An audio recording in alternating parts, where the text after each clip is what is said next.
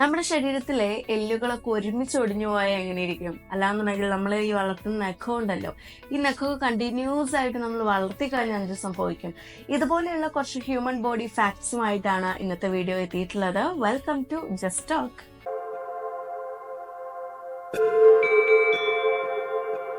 നഖം എന്ന് പറയുന്നത് ഒത്തിരി പേര് വളർത്തുന്നവരും ഉണ്ട്, വളർത്താത്തവരും ഉണ്ട് അല്ലെ. ചിലർ പെട്ടെന്ന് അത് വെട്ടിക്കളയും, ഭയങ്കര ഇറിറ്റേറ്റിംഗ് ആയിട്ട് ഫീൽ ചെയ്തിട്ട് വെട്ടിക്കളയുന്നവരുണ്ട്. ചിലർ അതിൻ്റെ ഒരു ഹൈജീൻ ആലോചിച്ച് വെട്ടിക്കളയുന്നവരുണ്ട്. ചിലർ വളർത്തുക അല്ലെ, പ്രത്യേകിച്ച് ഗേൾസ് ഒക്കെ നെയിൽ ആർട്ടും കാര്യങ്ങളൊക്കെ ചെയ്യാൻ വേണ്ടി വളർത്തുന്നവരുണ്ട്. എന്തായാലും ഈ നഖം വെട്ടിക്കളയുന്നതാണ് ഒരുവിധം നമ്മുടെ ഹൈജീനൊക്കെ നോക്കുമ്പോൾ വെട്ടിക്കളയുന്നത് തന്നെയാണ് ബെറ്റർ എന്ന് പറയുന്നത് അല്ലെ. അപ്പൊ നഖം എന്ന് പറയുന്നത് വളരെ സ്ലോലി വളരുന്ന ഒരു സാധനമാണ്. ഇപ്പൊ 3 മാസം കൂടുമ്പോഴാണ് 1 സെന്റിമീറ്റർ ഒക്കെ നഖം വളരുന്നത് അല്ലെ. ചിലർക്ക് ഒരു തോന്നലുണ്ടായിരുന്നു നഖം പെട്ടെന്ന് വളരുന്നുണ്ടല്ലോ എന്നുള്ള കാര്യം. കാരണം നമുക്ക് നമ്മൾ നഖം വെട്ടുന്ന ഒരു ദിവസം നമുക്ക് പെട്ടെന്ന് ഓർത്തെടുക്കാൻ പറ്റും. മേ ബി കഴിഞ്ഞ ആഴ്ച വെട്ടിയാൾ പെട്ടെന്ന് ഈ ആഴ്ച വെട്ടുന്നുണ്ടായിരിക്കും. അങ്ങനെ പെട്ടെന്ന് നഖം വളരുന്നുണ്ട്. പക്ഷെ 1 സെന്റിമീറ്റർ വരെ വളരുന്നത് ഒരു 3 മാസമൊക്കെ എത്തുമ്പോഴാണെന്നാണ് പറയുന്നത്. ഇത് വളർത്തിയാൽ പ്രശ്നമാണ്, കൂടുതലായിട്ട് വളർന്നു കഴിഞ്ഞാൽ പ്രശ്നമാണെന്നാണ് പറയുന്നത്. കാരണം നമ്മുടെ ബാക്ടീരിയ കൂടും, വളരുന്നതോടൊപ്പം തന്നെ ബാക്ടീരിയ വളർന്നുകൊണ്ടിരിക്കും, കൂടിക്കൊണ്ടിരിക്കും, ഫംഗസ് കൂടും, ഇൻഫെക്ഷൻ വരാൻ തുടങ്ങും, അസുഖങ്ങൾ വരാൻ തുടങ്ങും. അപ്പോൾ ഭയങ്കരമായിട്ടുള്ള പ്രശ്നമാണ്. അപ്പോൾ നഖം വെട്ടിക്കളയാനായിട്ട് നോക്കുക. ഇപ്പോൾ വെട്ടിക്കളയാണ്ട് വളർത്തിയൊരു വ്യക്തിയൊക്കെ ഉണ്ട് നമ്മുടെ ചരിത്രത്തിൽ. 90s വളർത്തിയിട്ട് 20s വെട്ടിക്കളഞ്ഞിട്ടുള്ള വ്യക്തിയൊക്കെ ഉണ്ട്. അദ്ദേഹം ഗിന്നസ് റെക്കോർഡിലൊക്കെ ഇടം പിടിച്ചിട്ടൊക്കെ ഉണ്ട്. പക്ഷെ എന്താണെന്ന് വെച്ചാൽ അയാളുടെ നഖത്തിന്റെ ഭാരം മൂലം, അയാൾക്ക് ഇടത് കൈയിലാണ് അയാൾ നഖം വളർത്തിയിട്ടുണ്ടായത്, ഭാരം മൂലം ഈ നഖം കൊണ്ട് ഒന്നും ചെയ്യാണ്ട്, അല്ലെങ്കിൽ വിരലുകൾ കൊണ്ട് ഒന്നും ചെയ്യാത്തൊരവസ്ഥ, അല്ലെങ്കിൽ ഒന്നും ചെയ്യാൻ പറ്റാത്തൊരവസ്ഥയായി. വിരലുകളൊക്കെ വളഞ്ഞു തുടങ്ങി. നഖം ഇങ്ങനെ വളരുമ്പോൾ അതിനനുസരിച്ച് ഭാരം കൂടുകയാണല്ലോ. അപ്പൊ വെയിറ്റ് കൂടുന്നതിനനുസരിച്ച് നഖങ്ങളൊക്കെ ഇങ്ങനെ അല്ലെങ്കിൽ വിരലുകളൊക്കെ വളഞ്ഞു തുടങ്ങി. അതുപോലെ ഈ ഇടത്തെ കൈ കൊണ്ട് അല്ലെങ്കിൽ വിരലുകൾ കൊണ്ട് ഒന്നും ചെയ്യാൻ പറ്റാത്ത അവസ്ഥയായി. അതുകൊണ്ട് തന്നെ ഇടത്തെ ചെവി കേൾക്കാൻ പറ്റാത്ത അവസ്ഥയായി. അങ്ങനെ ഒത്തിരി ഇഷ്യൂസ് ഒക്കെ വരാൻ തുടങ്ങിയിട്ടുണ്ടായി വളർത്തുന്നത് കൊണ്ട്. അപ്പൊ അധികം നമുക്ക് നഖം വളർത്താണ്ടിരിക്കുന്നതാണ് ബെറ്റർ. കിടക്കയിൽ നിന്ന് നമ്മൾ നീക്കാണ്ടിരുന്നാൽ എന്തായിരിക്കും സംഭവിക്കുക? കണ്ടിന്യൂസ് ആയിട്ട് നമ്മൾ കിടക്കയിൽ തന്നെ കിടക്കുക, കിടക്കയിൽ തന്നെ കിടക്കുക, തോന്നുമ്പോൾ എണീക്കാം, തോന്നുമ്പോൾ ഉറങ്ങാം, അവിടെ ഇരുന്നിട്ട് തന്നെ ഫുഡ് കഴിക്കാൻ, എണീക്കാനേ പാടില്ല കേട്ടോ. അങ്ങനെ ഇപ്പൊ നമ്മൾ കുറച്ച് മുന്നേയൊക്കെ ആയിട്ട് ഇങ്ങനെ ഓഫേഴ്സ് ഒക്കെ കണ്ടു അല്ലെ, നാസിഡതാ തോന്നുന്നു, അങ്ങനെ ഓഫേഴ്സ് ഒക്കെ നമ്മൾ കണ്ടു. 2 മാസം കണ്ടിന്യൂസ് ആയിട്ട് എണീക്കാണ്ടിരുന്നാൽ നമുക്ക് ലക്ഷക്കണക്കിന് രൂപ കയ്യിൽ കിട്ടുന്നൊക്കെ അല്ലെ. അപ്പൊ നമ്മളിങ്ങനെ വിചാരിക്കുന്നുണ്ടാവും വളരെ ഈസി ആയിട്ടുള്ള ഒരു കാര്യമല്ലേ, കാരണം നമ്മൾ ഡെയിലി ആഗ്രഹിക്കുന്നത് അതാണ്. അയ്യോ രാവിലെയൊക്കെ ഇവിടുന്ന് നീക്കാണ്ടിരുന്നെങ്കിൽ എത്ര ബെറ്റർ ആയിരുന്നു, നിങ്ങളുടെ ഇഷ്ടത്തിനനുസരിച്ച് ഉറങ്ങാൻ പറ്റിയിരുന്നെങ്കിൽ എന്തൊരു നല്ലതായിരുന്നു, അല്ലെങ്കിൽ ഇവിടെ ഇരുന്നിട്ട് തന്നെ കഴിച്ച് ഇവിടെ ഇരുന്നിട്ട് തന്നെ ഫോണിൽ കൊണ്ടിരിക്കാൻ പറ്റുകയാണെങ്കിൽ എത്ര നന്നായിരുന്നു എന്നൊക്കെ നമ്മളിങ്ങനെ ആലോചിക്കും അല്ലേ. അപ്പോൾ ഇത് 2 മാസം കിടക്കാറുണ്ട് നമ്മളെ സംബന്ധിച്ചിടത്തോളം വളരെ ഈസിയാണെന്ന് നമ്മൾ വിചാരിക്കുന്നുണ്ടായിരിക്കും. പക്ഷെ ഒരിക്കലും പറ്റില്ല. ഏറ്റവും അപകടകരമായിട്ടുള്ള ഒരു കാര്യമാണ് നമ്മൾ കണ്ടിന്യൂസ് ആയിട്ട് ബെഡിൽ തന്നെ കിടക്കുക എന്നുള്ളത്. നമ്മുടെ രക്തയോട്ടം കൂടാൻ തുടങ്ങും, ഹാർട്ട് ബീറ്റ് കൂടാൻ തുടങ്ങും, രക്തയോട്ടം മെല്ലെ മെല്ലെ കുറയാൻ തുടങ്ങും. ഒരു 2 മാസം കടക്കുമ്പോഴത്തേനും നമ്മുടെ ശരീരങ്ങളൊന്നും ബലമില്ലാത്തൊരവസ്ഥയിലേക്ക് എത്തും, നമ്മുടെ ബോഡീനെ കൊണ്ട് ഒന്നിനും കൊള്ളാത്തൊരവസ്ഥയിലേക്ക് എത്തും. പ്രത്യേകിച്ച് നമ്മുടെ ഇടുപ്പ്, അതുപോലെ തന്നെ നട്ടെല്ല്, ഇതിനെ കൊണ്ടൊന്നും നമുക്ക് ഒരു ഉപകാരവും ഇല്ലാണ്ട് ഒരു ബലക്കുറവ് നമുക്ക് ഫീൽ ചെയ്യാനായിട്ട് തുടങ്ങും. ഏറ്റവും അപകടകരമായിട്ടുള്ള ഒരു കാര്യമാണ് കണ്ടിന്യൂസ് ആയിട്ട് ബെഡ് കിടക്കുക. ഒരു 2 മാസം നമുക്ക് ഒരിക്കലും കിടക്കാൻ പറ്റില്ല. കിടന്നാലും പിന്നെ ശരീരം കൊണ്ട് നമുക്ക് പ്രത്യേകിച്ച് കാര്യമൊന്നും ഉണ്ടാവില്ല. പിന്നെ ഏറ്റവും ഉച്ചത്തിൽ സൗണ്ട് കേട്ടാൽ എന്താ സംഭവിക്കുക എന്നുള്ളത്, നമുക്കൊരു പരിധി വരെ സൗണ്ട് നമുക്ക് സഹിക്കാം അല്ലേ. കാരണം ഇയർപോഡും കാര്യങ്ങളൊക്കെ വെച്ചിട്ട് നമ്മൾ പാട്ട് കേൾക്കുന്നവരല്ല. അപ്പോഴും വീട്ടുകാരൊക്കെ പറയും നമ്മുടെ അടുത്ത് അല്ലേ, ഇത്രയും സൗണ്ട് TV അല്ലെങ്കിൽ ഇതൊന്നും വെക്കാതെ ചെവി പൊട്ടിപ്പോകുന്നൊക്കെ നമ്മൾ പറയും അല്ലേ. പക്ഷെ എന്നാലും നമ്മൾ കാര്യമാക്കാറൊന്നുമില്ല. അപ്പൊ അങ്ങനെ ഏറ്റവും സൗണ്ടിലൊക്കെ പെട്ടെന്ന് നമ്മുടെ ചെവിക്ക് ഒരു സൗണ്ടൊക്കെ നമ്മൾ കേൾപ്പിച്ചു കൊടുത്തിട്ടുണ്ടെന്നുണ്ടെങ്കിൽ, അല്ലെങ്കിൽ കണ്ടിന്യൂസ് ആയിട്ട് നമ്മൾ നല്ല സൗണ്ടിലൊക്കെ കേൾക്കുകയാണെന്നുണ്ടെങ്കിൽ നമ്മുടെ ഇയർ ഡ്രമ്മിന് നല്ലോണം കംപ്ലൈന്റ് വരാനായിട്ട് സാധ്യത വരും. നമ്മുടെ ഈ ചെവിയുടെ ഏകദേശം സെൻട്രൽ ഭാഗത്തായിട്ടാണ് ഇയർ ഡ്രം സ്ഥിതി ചെയ്യുന്നത്. അപ്പൊ അതിന് നല്ലോണം കംപ്ലൈന്റ് വരും. അല്ലാന്നുണ്ടെങ്കിൽ നമുക്ക് പോകെ ഈ കേൾവി കുറവ് വരാനായിട്ട് തുടങ്ങും, കുറെ ഹെൽത്ത് ഇഷ്യൂസ് വരാനായിട്ട് തുടങ്ങും. അപ്പൊ ഒരിക്കലും കൂടുതൽ സൗണ്ടിൽ നമ്മൾ കണ്ടിന്യൂസ് ആയിട്ട് ചെവിക്കൊരു ഇറിറ്റേഷൻ നമ്മൾ കൊടുക്കരുത്.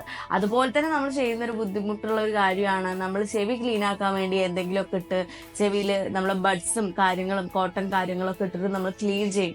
പക്ഷെ അതും എന്താ പറയാ, പ്രത്യേകിച്ച് കാര്യമില്ലാത്ത പരിപാടിയാണ്, ചെവിക്ക് കൂടുതൽ കംപ്ലൈന്റ് ഉണ്ടാക്കുക. അപ്പൊ അതുപോലെ ഇയർബഡ്സ് ഒക്കെ ഉപയോഗിച്ച് ക്ലീൻ ചെയ്യുമ്പോൾ ഈ പുറം ഭാഗം മാത്രം ക്ലീൻ ചെയ്യാൻ ചെയ്യാനായിട്ട് നോക്കുക, ഉള്ളിലോട്ടിട്ട് ക്ലീൻ ചെയ്യേണ്ട.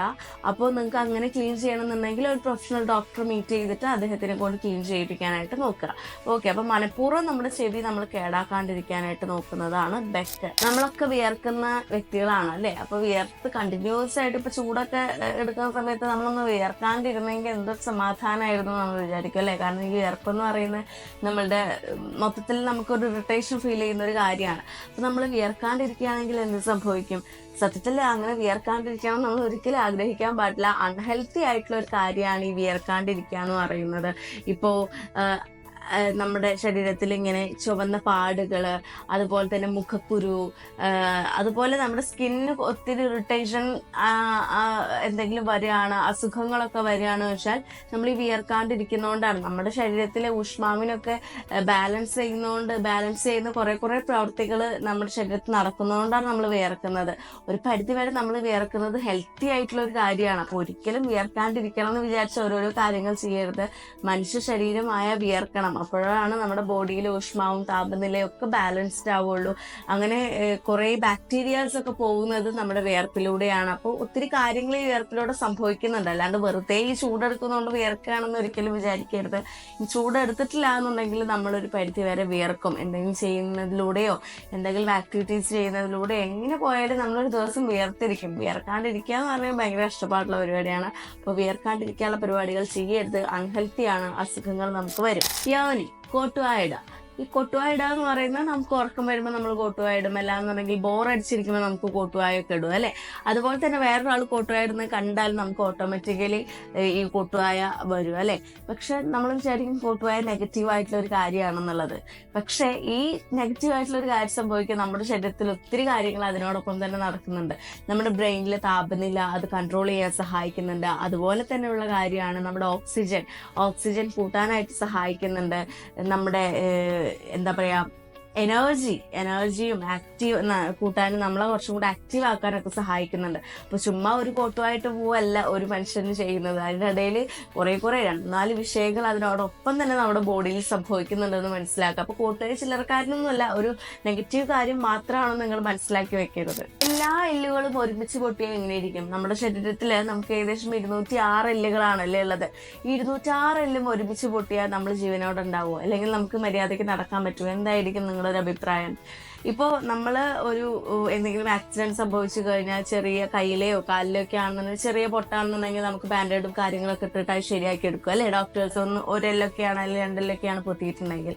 അതിലും കുറച്ചും കൂടെ ഹെവി ആയിട്ടുള്ള ഒരു ഇഞ്ചുറി ആണെന്നുണ്ടെങ്കിൽ റോഡും കാര്യങ്ങളൊക്കെ ഇട്ടിട്ട് ശരിയാക്കി എടുക്കാനൊക്കെ ആയിട്ട് പറ്റും അല്ലെ? എന്തെങ്കിലും തരത്തിലുള്ള കമ്പിയോ ഒക്കെ ഇൻസേർട്ട് ചെയ്തിട്ട് ശരിയാക്കി എടുക്കും അല്ലെ? എല്ലാവരും മെഡിക്കൽ ടേമും കാര്യങ്ങളും എനിക്കറിയില്ല. പക്ഷെ ഉള്ളിൽ കുറെ സാധനങ്ങളൊക്കെ ഇട്ടിട്ട് നമ്മൾ ശരിയാക്കി എടുക്കും അല്ലെ? കുറച്ച് പൊട്ടിപ്പോയ അതിനെ കണക്ട് ചെയ്യാൻ വേണ്ടിയിട്ട് കുറച്ച് കാര്യങ്ങളൊക്കെ ഇട്ട് ശരിയാക്കി എടുക്കും. പക്ഷേ നമ്മുടെ ശരീരത്തിലെ എല്ലാ എല്ലും ഒരുമിച്ച് പൊട്ടിക്കഴിഞ്ഞാൽ എന്തായിരിക്കും? പല എല്ലുകളും വളരെയധികം സെൻസിറ്റീവ് ആയിട്ടുള്ള എല്ലുകളാണ്. ഇപ്പൊ ജോലൈനും കാര്യങ്ങളൊക്കെ വരുമ്പോൾ അതൊക്കെ ഭയങ്കര സെൻസിറ്റീവ് ആയിട്ടുള്ള എല്ല. അപ്പൊ എല്ലാ എല്ലും പൊട്ടിക്കഴിഞ്ഞാൽ നമുക്ക് റിക്കവറി ആവുക എന്ന് പറയുന്ന ഭയങ്കര ബുദ്ധിമുട്ടുള്ള ഒരു വിഷയമാണ്. നമുക്ക് ജീവൻ നിലനിർത്താൻ പറ്റും. ചിലപ്പോൾ 2 മാസമൊക്കെ എടുത്താൽ ഓൾമോസ്റ്റ് നമുക്ക് ഹീൽ ചെയ്യും. അത് ഒരു പരിധി വരെ ശരിയാവും. പക്ഷെ ഒരു 100% റിക്കവറി ആയി നമ്മളെ നേരത്തെ ഉള്ള പോലത്തെ ഒരു മൊത്തത്തിൽ നടക്കാനും ഇരിക്കാനും ഓടാനൊക്കെ പറ്റുന്ന ഒരു സിറ്റുവേഷനിലേക്ക് എത്തുക എന്ന് പറയുന്നത് ഭയങ്കര ബുദ്ധിമുട്ടാണ്. ആ റിക്കവറി ആവുക എന്ന് പറഞ്ഞാൽ ഭയങ്കര കഷ്ടപ്പാടുള്ള കാര്യമാണ്. പക്ഷെ ഈ മൊത്തം എല്ലാം പൊട്ടാൻ അറിയണം അങ്ങനെ ഈസി ആയിട്ട് പൊട്ടുന്ന ഒരു കാര്യമൊന്നുമല്ല. വളരെ അപൂർവമായിട്ടൊക്കെ ഇങ്ങനെ സംഭവിക്കാറുള്ളൂ കേട്ടോ. അപ്പൊ ഇതൊക്കെ ഭയങ്കര നമ്മുടെ ശരീരവുമായിട്ട് ബന്ധപ്പെട്ട കുറച്ച് ഹ്യൂമൻ ബോഡി ഫാക്ട്സ് ആണ് പറഞ്ഞിട്ടുള്ളത്. ഇനി അടുത്തൊരു വീഡിയോ ആയിട്ട് കാണും വരെ ബൈ.